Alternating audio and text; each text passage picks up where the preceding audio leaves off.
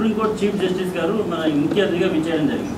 ఈయన ఒక జ్యుడిషియల్లో ఉన్నటువంటి అడ్వకేట్ జనరల్ కానీ పీపీలు కానీ అక్కడ ఉన్న అడ్వకేట్స్ జడ్జెస్ అందరినీ పరిచయం చేసిన తర్వాత ఆయన ఓపెన్ స్టేజ్ మీద ఒకటే మాట అన్నాడు, ఆంధ్రప్రదేశ్లో ఒక కమ్మారెడ్డిలు తప్ప మిగతా బీసీ కులాలకు ప్రాధాన్యత లేదా అని చెప్పి ఆయన ఓపెన్ స్టేట్మెంట్ చేయడం జరిగింది. అంటే ఒక సుప్రీంకోర్టు జస్టిస్ ఆయన ఈ రకంగా మాట్లాడినంటే మన అగ్రవర్ణాల యొక్క వాళ్ళ యొక్క గుత్తాధిపత్యాన్ని సుప్రీంకోర్టు న్యాయ వ్యవస్థనే గుర్తించిందంటే మనం దాని మీద బహిరంగంగా మనం ఉద్యమం చేయాల్సిన అవసరం ఎంతైనా ఉంది. మనం ఏ మాత్రం కూడా దీని గురించి మాట్లాడడానికి సిగ్గుపడడం కానీ వాళ్ళకి ఎన్కౌంటర్ వేయడం కానీ ఎట్టి పరిస్థితులు మనం బీసీల వాయిస్ ఎక్కడ అవకాశం ఉన్నా అక్కడ వినిపిస్తూనే ఉండాలి. అదేవిధంగా మనకి ఇప్పుడు రిజర్వేషన్ అంశం మన రాష్ట్రంలో నడుస్తున్నది. ఇది వాళ్ళు గవర్నమెంట్ సింపుల్గా ఎలక్షన్ ఎట్లా ఆపాలనే ఉద్దేశంతో చిన్న ఆర్డినెన్స్ 60.5 55% ఇస్తున్నామని చిన్న ఆర్డినెన్స్ రిలీజ్ చేయడం, సింగిల్ జడ్జ్ బెంచ్ తోటి ఓకే చేయించడం, డివిజన్ బెంచ్ తోటి కొట్టేయడం, ఇదంతా ఒక గేమ్ ప్లాన్. ఏంటంటే ఎలక్షన్లు ఆపాలి.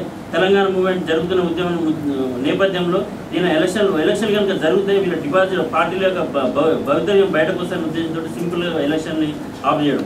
ఇదే వీళ్ళకి ఇంట్రెస్ట్ ఉన్న బీసీల మీద ఇంట్రెస్ట్ ఉండి బీసీలను అభివృద్ధి చేయాలనే ఉద్దేశం ఉంటే అదే తమిళనాడులో మాదిరిగా 70% రాజ్యాంగాన్ని సవరించాల్సిన అవసరం ఉన్నది.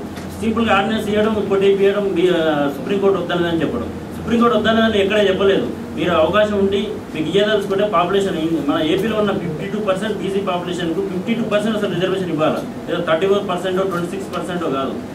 ఈ రిజర్వేషన్ గురించి ప్రభుత్వాలు చిత్తశుద్ధి ఉంటే రాజ్యాంగ సవరణ చేసి మనకు కావాల్సిన 52% తమిళనాడు మాదిరిగా ఇంప్లిమెంట్ చేయాలి అని మనం ఆ విధంగా కొట్లాడుతూ మనం బీసీ వర్గాలను ముందుకు తీసుకొస్తూ మనం కొట్లాడాల్సిన ఆవశ్యకత ఎంతైనా ఉంది.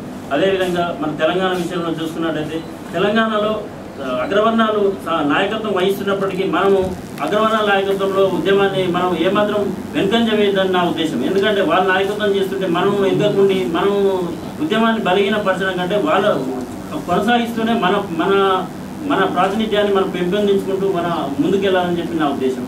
అదేవిధంగా మన అగ్రవర్ణాల నాయకత్వం వహిస్తుంది కాబట్టి మనం పోవద్దనే ఉద్దేశం కాకుండా మనం అందులోనే డెవలప్ అవుతూ ఇప్పుడు ఎగ్జాంపుల్ తీసుకున్నట్టయితే ఇప్పుడు ఈరోజు దేవేందర్ గౌడ్ కానీ నన్ను లక్ష్మణ్ అన్న కానీ అందరూ బీసీ నాయకులు ఎట్లా దిగారంటే సరే వాళ్ళ అగ్రవర్ణాల కింద ఉన్నప్పటికీ ఈ స్థాయికి వచ్చినాక బీసీ నాయకులు బీసీ వర్గాల గురించి మాట్లాడుతుంటే మనం అందుకే అంతవరకైనా సంతోషించాలి. కాబట్టి మనం అగ్రవర్ణాలు అయినప్పటికీ ఏదైనప్పటికీ మన ఉద్యమాన్ని కొనసాగిస్తూనే మన మన యొక్క ప్రాతినిధ్యాన్ని నిలబెట్టుకుంటూ కొనసాగాలని చెప్పి కోరుకుంటూ